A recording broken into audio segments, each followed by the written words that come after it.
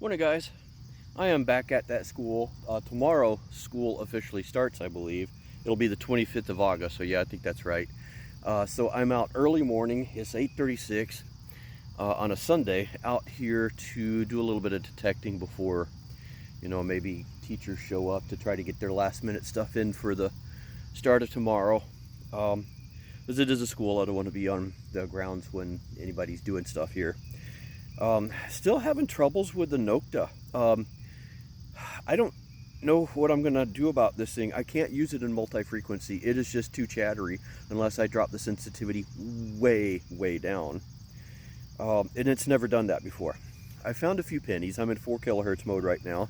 I did just get an odd signal. The stuff does ring up differently at 4 kilohertz. Got myself a nickel. I don't think it's anything special, but I'm in a decent area, got lots of signals here, so I'm pretty sure this place has never been detected. So I'm pretty sure I'll be back here a lot. It is a very large area, lots to detect, but let's see what we can get in a couple hours today. Well, a few more signals in, and it looks like I have gotten what is a requirement at a school these days. A bullet casing. That's fairly small. It looks like it might be a 32 or something. I'll clean it up and take a better look when I get home. It could be a 9mm, but I think that's more like a 32. But it's still not something I want to find on a school ground. Not sure what this is, a tag of some sort. Super muddy. I'm not seeing any markings or anything on it there. It looks like something may have been attached at that end, and there was like a pendant style attachment at that end, but maybe part of a chain bracelet, like big link kind of thing. Yeah, we'll clean it up a little bit more and check it out a little closer later on. Man, I am digging a ton of pennies, but I just got this signal, fairly shallow. It says RH on it. I think it's just like, ooh, I just blinded myself with a reflection. I don't think it's anything special. I think it's just chrome plated or something, but an interesting find. It showed up with shininess. So it had me going for about a split second until I realized that's too polished of a surface there. So it's something, I guess. We'll see if I can get a little bit more identification off of it later. Well, I just found something that's I haven't seen, I don't think, out at this location. I usually find a fair amount of keys. This is the first one I found. So I guess there's that monkey off my back. Now if I could just get some silver. Whoops, I dropped my key. Maybe this is the key to finding silver. Let's hope so. Well, this had me fooled. I thought it was really deep, but it was right on the surface. It almost looks like a battery, but I'm not seeing any markings on it. Again, we'll clean it up and check closer when we get home. It's just so muddy, I can't see a lot of stuff out right now. It rained yesterday, and there was super heavy dew. Grass is still dry, and you can see it glistening out there. But we're making do. I'm just going to have to take another shower when I get home, that's all. And we have another Canadian penny here. I can get a little bit of the dirt off or mud off so we can see it. Good grief, it's hard fighting through it, but you can see the maple leaves right there. And Queen Victoria, is it on the other side? One of the queens, something like that. But we got a Canadian coin. And just like that, we're back to my kitchen where we have a rather meager board of stuff spread out in front of us this time. I was excited to get back to this place, but I don't know if I trust my, oh, that's my clock. I don't know that I trust my, my Nokta right now. The legend is not being very legendary at the moment. I still have to figure that out. So Might have to whip the Equinox back out. It's still a very capable machine. Still enjoy using it. But I liked the way that the Nokta was supposed to kill off electromagnetic interference, stuff like that. EMI is a bad issue in some places around here, so having a machine that can handle that is nice. And well, it does not anymore. So we make do. Anywho, let me show you what we did come away with in just a couple of hours. And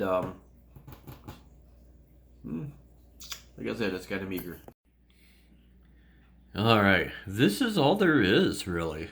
That's all zinc. All those were zinc pennies, a ton. And these are the ones that are crustier, that are starting to get like sections like that where it's chewed up.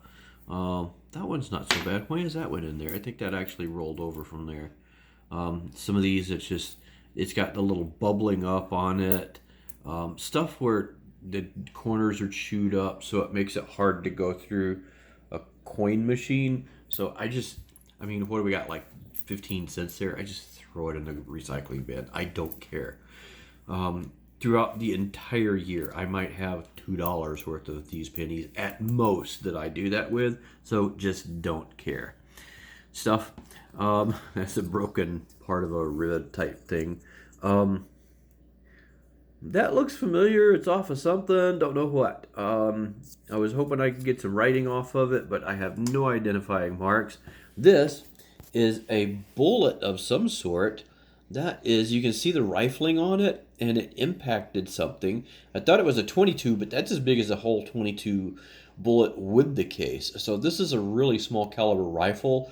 Last time I was there, I did find, I think it was a 223 caliber. This could be one of those. That's about what it would look like. There's that one that we found, and if I zoom in on that, that is a 9mm. I did not think that was a 9mm, but it's a 9mm. I thought it was a 32. Whatever. There's that key. This thing has no identifying marks whatsoever on it, although it does look like something might have been right there. This was not a battery like I thought. It's a magnet. It's a tiny little magnet. There's this little pendant that says RH. This has got some weight to it. It's solid, but it's not precious in any way. Clad, my Canadian coin, a 60 dime, and those that's all the pennies that kind of started to get older, but nothing special. No wheats or anything. So nothing all that special. I can't do that because my mustache actually gets in the way. My mustache gets in the way of me doing an artificial mustache. Imagine that. I'm an idiot. Anywho, so school started yesterday, and this is a school that I've been going to. Ooh, my tripod's doing funny things there. So I don't know that I'll be getting out to this site again anytime soon. When school is in session, I tend not to try to go on school grounds, just because I don't want to make somebody there uncomfortable and have that risk, the metal detecting community, be put in jeopardy of not being able to go detect places like that, if that makes sense. So I just stay away. There's plenty of other places to go to. Right down the road from this, there is a construction area that I think used to be an old church. It's ripped down right now, and eventually is going to be a new fire station for the neighborhood. And while it's in the process of being deconstructed, I think I'm going to go over there next weekend and go like the periphery where there's no construction and it's still clean area, and see what I can find over there. It was a fairly old church, so there's a possibility that there could be something interesting. You don't know until you try. That's for sure. So for this trip out, not all that great. I did again end up in single frequency mode on the Nokta. I think for the most of the time that I was there, I ended up back to 4 kilohertz. It was either 4 or 10. I think I ended up most of the time with 4. One of the two. I alternated between the two. Multi-frequency just wasn't cutting it. So we'll see what I can see. Now, I did take my coil cover off when I got back home. I have heard that a lot of dirt under the coil cover can cause issues. So I took the coil cover completely off, cleaned everything, and then turned it on and tried it without the coil cover on, and I had the same issues. I don't know if it's electronics or I have an issue with the wire going to the coil or what's going on, but there's something I don't think it's not quite right there, and I may have to end up getting Nokta involved to see if they can help me. Now, if you've seen one do this type of thing, the chatteriness before, just sitting there doing nothing, and even when I brought my sensitivity way down, I would still get the chatter. So I don't think it's anything that would be solved by the sensitivity, because if you drop that too low, you do. Some people will say you don't lose depth. Yeah, you do. I've tested it. You lose depth. So I don't want to do that. Anywho, I'm gonna go. It's late at night. I had a long day, tiring day.